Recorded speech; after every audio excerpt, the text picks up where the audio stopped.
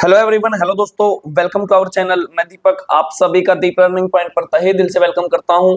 पूरे उत्साह और उमंग के साथ आप सभी का स्वागत करता हूं और हाजिर हूं दोस्तों आपके साथ करंट अफेयर की इस महफिल में। हाँ दोस्तों, आज बातें करेंगे जो पेंडिंग क्लास है उनके बारे में। आज 11 अप्रैल की और 12 अप्रैल की क्लास आपके पास आ रही है।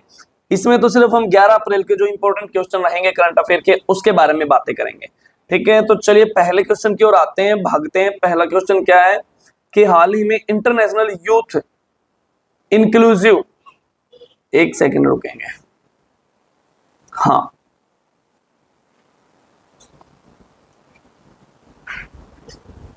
हाल ही में कहां पर इंटरनेशनल यूथ कंक्लूसिव का शुभारंभ किया गया है?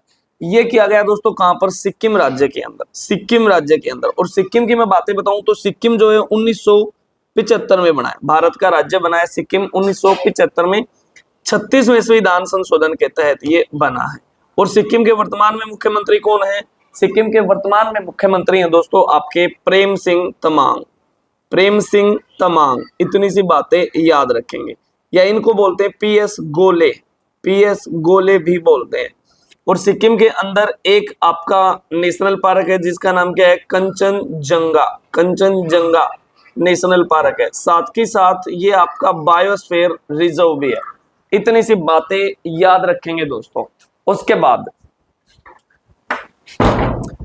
नेक्स्ट इसमें लिख सकते हैं आप, सिक्किम राज्य को हाल ही में नई रामसर साइट भी मिली थी जिसका नाम था खेचेओ पालरी। खेचेओ पालरी, ये सिक्किम को अभी नई रामसर साइट मिली थी और ये सिक्किम राज्य की पहली रामसर साइट है। सिक्किम राज्य की पहली रामसर साइट है। ये बातें भी बड़ी इंपॉर्टेंट होंगी, करंट अफेयर में लिख सकते हैं। और रामसर साइट अभी भारत में कितनी हो गई है? 89, जो एशिया में सबसे ज्यादा है। एशिया में सबसे ज्यादा है, मैक्सिमम है। चाइना से ज्यादा हो गई है हमारे पास। अगर पूछ ले सबसे ज्यादा किस देश में है तो यूके के अंदर है। 175 से भी ज्यादा, 175 प्लस है यूके के अंदर। ठीक है, रामसर साइट। रामसर संधि कब हुई है? 2 फरवरी 1971 को हुई है। ठीक है, कहां पर? ईरान के अंदर। ईरान का एक शहर है रामसर, जहां पर वेटलैंड को बचाने की बात कही गई थी। इतनी सी बातें याद रखेंगे। नेक्स्ट क्वेश्चन है दोस्तों, हाल ही में केरल किस राज्य के साथ मिलकर संयुक्त रूप से नीलगिरी ताहर की आबादी का सर्वेक्षण करेगा? तो ये करेगा दोस्तों किस राज्य के साथ मिलकर? तमिलनाडु के साथ मिलकर। नीलगिरी ताहर को बचाने के लिए उसकी आबादी का सर्वेक्षण करेगा केरल राज्य, किसके साथ मिलकर? तमिलनाडु के साथ मिलकर। नीलगिरी ताहर तमिलनाडु का स्टेट एनिमल है और वहां पर एक बायोस्फीयर रिजर्व है जिसका नाम है नीलगिरी।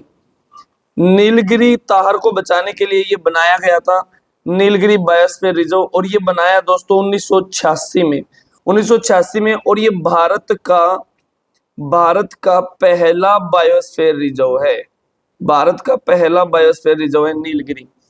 और नीलगिरी जो है दोस्तों ये नेशनल पार्क भी है। नीलगिरी यहाँ पर एक्चुअल में नेशनल पार्क नहीं, यहाँ पर नीलगिरी की पहाड़ियां हैं। ठीक है, नीलगिरी की पहाड़ियां हैं। ठीक है, और ये पहाड़ियां जो हैं यहाँ पर जो फूल पाए जाते हैं वो नील कुरंजी के फूल पाए जाते हैं। नील कुरंजी के फूल पाए जाते हैं, तो जब ये खिलते हैं तो पूरा पहाड़ नीला प्रतीत होता है। तो इसीलिए यहाँ पर इसी नाम से नीलगिरी आपका बायोस्फीयर रिजर्व भी है। और भारत के अंदर कुल कितने बायोस्फीयर रिजर्व हैं? कुल कितने बायोस्फीयर रिजर्व हैं? 18 बायोस्फीयर रिजर्व भारत के अंदर हैं। ठीक है, जिनमें सबसे पहला है आपका नीलगिरी बायोस्फीयर रिजर्व। कहां पर? तमिलनाडु के अंदर। नीलगिरी ताहर को बचाने के लिए ही बनाया गया था, जो वहां का स्टेट एनिमल है। इतनी सी बातें याद रखेंगे। और तमिलनाडु के मुख्यमंत्री दोस्तों M.K. स्टालिन। M.K. स्टालिन यहाँ के क्या है? सीएम है, मुख्यमंत्री।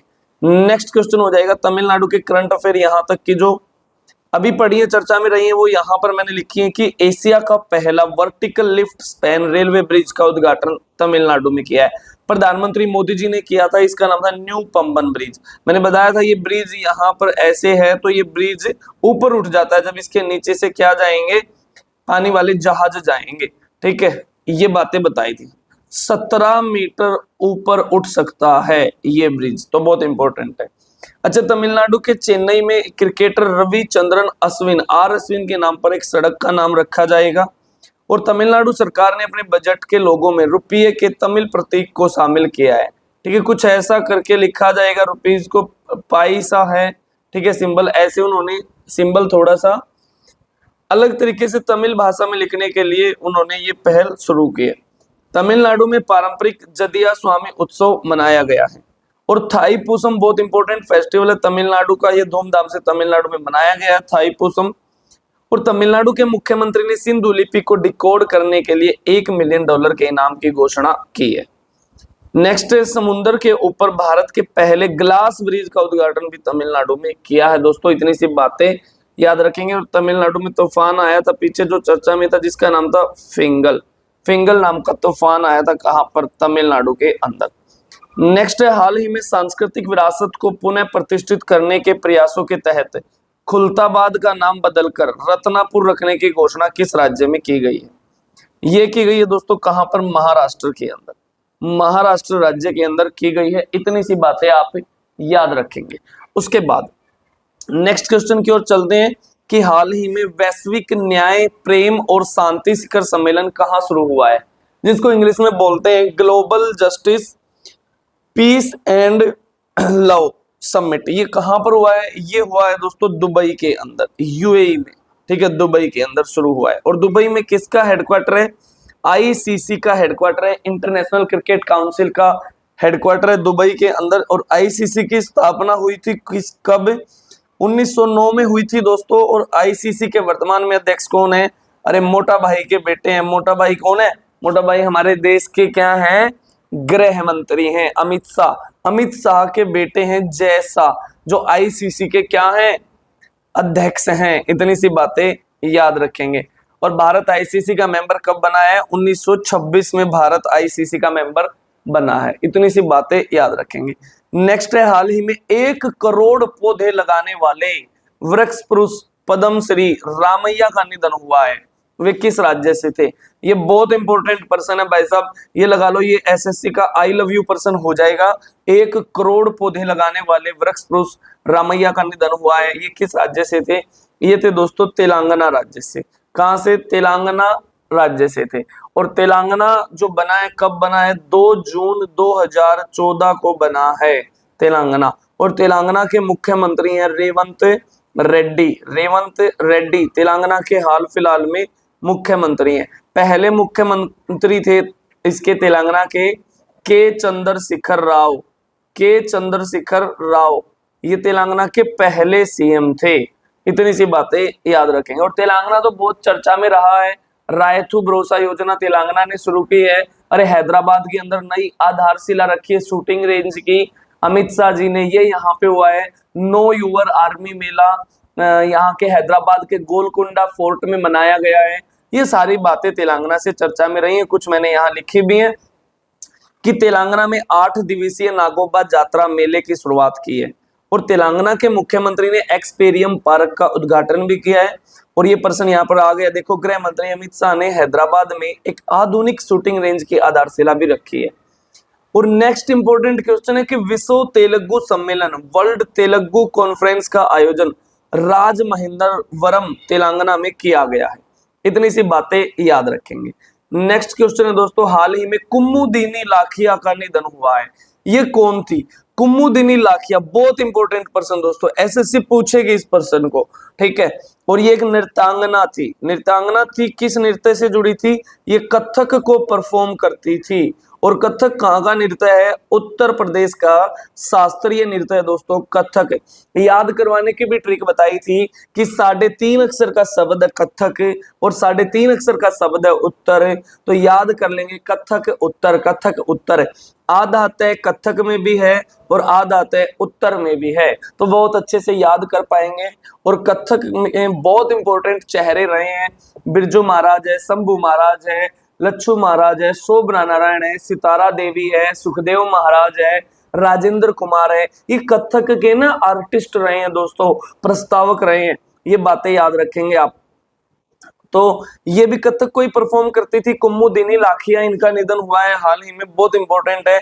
ये एक महान कथक नृत्यांगना थी। कुमुदिनी लाखिया एक प्रसिद्ध भारतीय कथक नृत्यांगना थी, अहमदाबाद से थी। उन्होंने कथक नृत्य में नवाचार और समकालीनता का समावेश किया है। प्रमुख पुरस्कार और सम्मान जो इन्हें मिले हैं वो यहाँ पर मैंने लिखे हैं। संगीत नाटक अकादमी ने इन्हें 1982 में शास्त्रीय नृत्य में योगदान के लिए भारत की राष्ट्रीय अकादमी द्वारा सम्मानित किया गया है। और संगीत नाटक अकादमी की स्थापना 1953 में हुई है, हेडक्वार्टर नई दिल्ली के अंदर है। इतनी सी बातें याद रखेंगे। पद्मश्री पुरस्कार इन्हें मिला 1987 में भारत सरकार के द्वारा, जो चौथा सर्वोच्च नागरिक सम्मान है हमारा भारत का। कालिदास सम्मान से इन्हें सम्मानित किया गया है, जो मध्य प्रदेश सरकार द्वारा दिया जाता है, सांस्कृतिक पुरस्कार कालिदास सम्मान। अच्छा, पद्म भूषण भी इन्हें मिला है 2010 में, जो तीसरा सर्वोच्च नागरिक सम्मान है। और पद्म विभूषण भी मिला है, जो भारत का दूसरा सर्वोच्च नागरिक सम्मान है, जो उन्हें मरणोपरांत प्रदान किया गया है। पद्म विभूषण, इसकी भी घोषणा की गई है। ठीक है दोस्तों, हाँ, पद्म विभूषण की भी घोषणा की गई है इनको देने की, जो मरणोपरांत इनको प्रदान किया जाएगा, ये लिख सकते हैं आप यहाँ पे। ठीक है, कुमुदिनी लाखे, यानी कि भारत के 3 बड़े सर्वोच्च सम्मान इन्हें मिले हैं। सबसे पहले वाले को छोड़कर सबसे पहला हमारा है भारत रत्न, भारत रत्न, फिर है पद्म विभूषण, पद्म विभूषण, और फिर है दोस्तों पद्म भूषण, और फिर है दोस्तों पद्मश्री। ये भारत के 4 सर्वोच्च नागरिक सम्मान, जिसमें फर्स्ट पे भारत रत्न है, सेकंड पे विभूषण है, थर्ड पे भूषण है, और फोर्थ पे पद्मश्री है। इतनी सी बातें याद रखेंगे। अब नेक्स्ट क्वेश्चन है आपके लिए कि हाल ही में माउंट कनलाअन नामक ज्वालामुखी किस देश में फटा है। ये क्वेश्चन आप मेरे को बताएंगे कमेंट बॉक्स में, जो भी आपका आंसर रहेगा। ठीक है दोस्तों, तो ये थे आज की आपकी जो करंट अफेयर के क्वेश्चन थे। तो उम्मीद करता हूं आपको क्लासेस समझ आ रही होंगी। तो आज की बातें यहीं तक रखते हैं, बाकी बातें अगली क्लास में करेंगे। तब तक के लिए एकदम खुश रहो, मस्त रहो, स्वस्थ रहो, अपना ख्याल रखो, अपने घर वालों का ख्याल रखो। जय हिंद, जय भारत, वंदे मातरम।